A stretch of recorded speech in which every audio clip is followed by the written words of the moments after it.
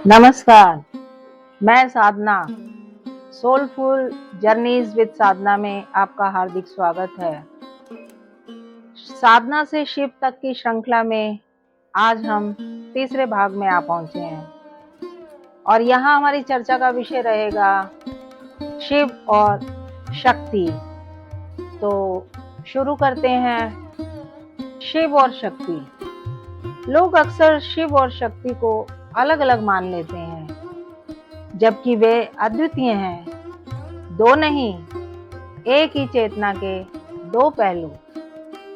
सरल उदाहरण में कहें तो बिजली और उसका प्रकाश, समुद्र और उसकी लहरें।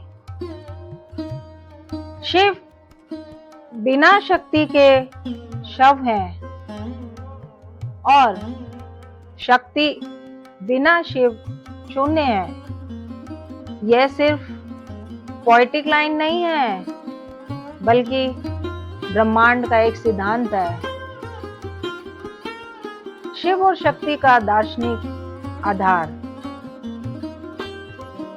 शिव चेतना है जो स्थिर है, जो बदलती नहीं है, और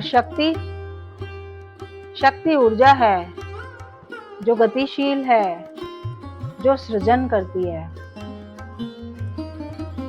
शैव आगम और तंत्र में इसका वर्णन मिलता है कि शिव ज्ञान है और शक्ति क्रिया है। चलिए इसे विज्ञान से जोड़कर ऐसे समझ सकते हैं। बिजली जो कि शक्ति है, इसका कोई मतलब नहीं है अगर सर्किट जो कि शिव है ना हो। जब भगवान शिव मौन होते हैं तब सृष्टि विश्राम करती है, और जब शक्ति जागती है तो सृष्टि का नृत्य आरंभ हो जाता है। पर क्या शिव और शक्ति दो हैं, या एक ही अखंड चेतना के दो रंग? क्या शिव बिना शक्ति के कुछ हैं और शक्ति बिना शिव के? तो इस भाग में हम जानेंगे शिव और शक्ति का गूढ़ संबंध, जिसे केवल पढ़ा नहीं बल्कि अनुभूत किया जा सकता है, और इस युग के युवा मन को शक्ति के उस रूप से जोड़ेंगे जो भीतर जागे तो भगवान शिव स्वयं प्रकट हो जाते हैं। शिव और शक्ति एक अद्वैत संबंध। शिव स्थिरता यानी पुरुष, और शक्ति गति यानी प्रकृति। शिव यंत्र है, शक्ति उनका तंत्र। एक के बिना दूसरा अधूरा है।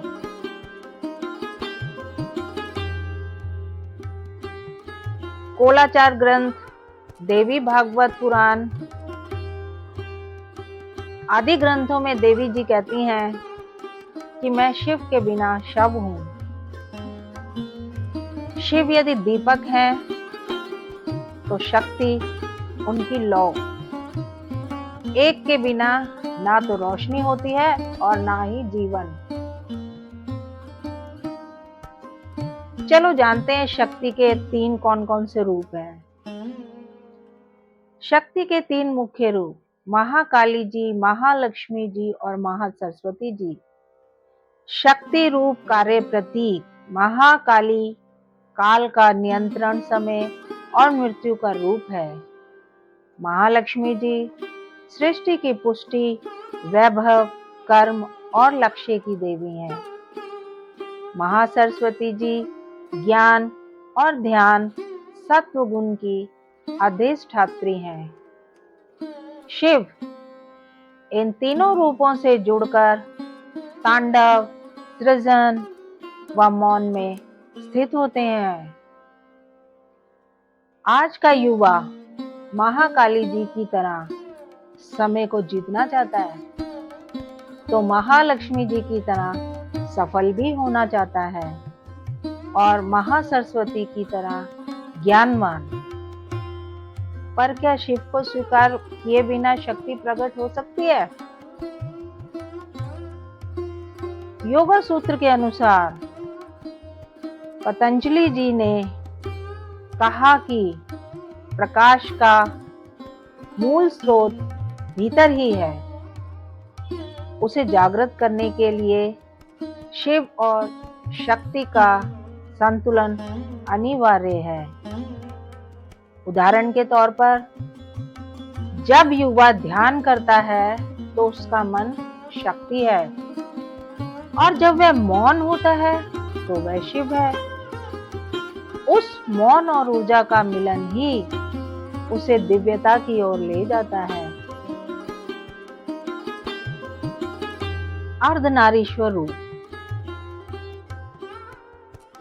शिव के अर्धनारीश्वर रूप के बारे में जानते हैं। अर्धनारीश्वर यानी आधा शिव और आधी शक्ति, पूर्ण मानव चेतना। स्कंद पुराण और शिव महापुराण के अनुसार आध्यात्मिक रूप से अर्धनारीश्वर स्वरूप बताता है कि शिव और शक्ति एक ही चेतना की अभिव्यक्ति हैं। आइए इसे आधुनिक समाज के अनुसार देखते हैं।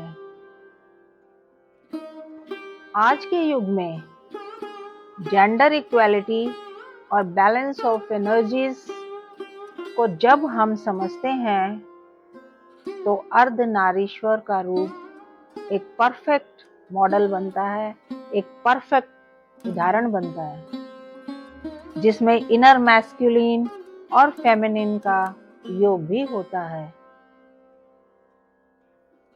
शिव और शक्ति का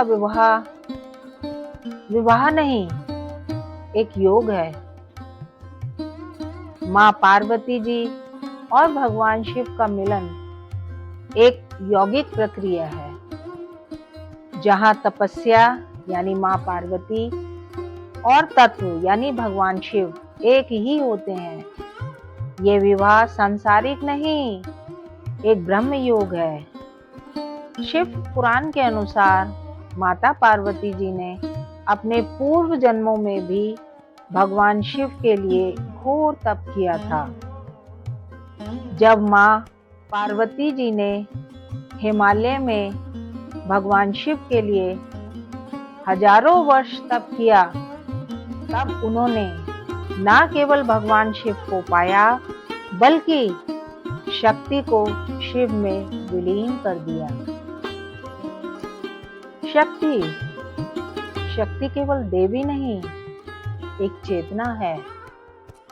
शक्ति क्रिया है, प्रेरणा है, इच्छा है, विचार है और भावना है। प्रत्येक मानव में शक्ति है, उसे ही साधना से शिव तक उठाना है। जब एक नारी अपनी मर्यादाओं को तोड़कर अपने स्वाभाविक बल को पहचानती है, तब वह मां काली बन जाती है। जब एक पुरुष संवेदनशील होता है, तब उसमें मां दुर्गा का बल जागृत होता है। तो शिव और शक्ति के मिलन में कोई अलगाव नहीं है। जब शक्ति भीतर जागती है तो भगवान शिव स्वयं प्रकट हो जाते हैं। आज का युवा शक्ति बस उसे भगवान शिव की मौनता में अपने अस्तित्व को पिघलाना है। निष्कर्ष,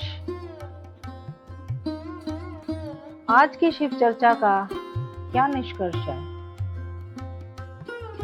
शिव और शक्ति का एकत्व, अर्थात शिव और शक्ति अलग अलग नहीं है। जीवन का अंतिम उद्देश्य क्या होता है?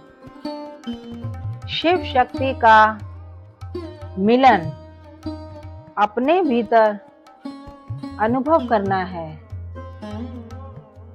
ओम नमः शिवाय।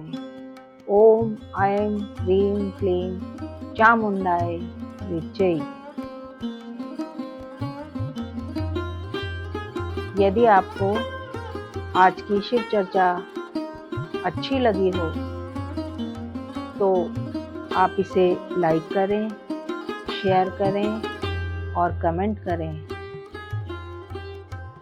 और चैनल पे यदि नए आए हैं तो चैनल को सब्सक्राइब जरूर करें और बेल आइकन भी प्रेस करें ताकि मेरी आने वाली हर नई वीडियो का नोटिफिकेशन आपको मिल सके। और हाँ, एक बात और, यदि इस चैनल से संबंधित कोई भी सुझाव आपके पास है तो कमेंट सेक्शन में मुझे जरूर बताएं। और अब तक की जितनी भी श्रृंखलाएं हम पेश कर चुके हैं उनमें से आपको कौन सा भाग सबसे अच्छा लगा वो भी मुझे कमेंट सेक्शन में बताएं। अगले भाग में मैं आपके लिए लेकर आऊंगी शिव तांडव। तो फिर मिलते हैं। हर हर महादेव, हर हर शंभू।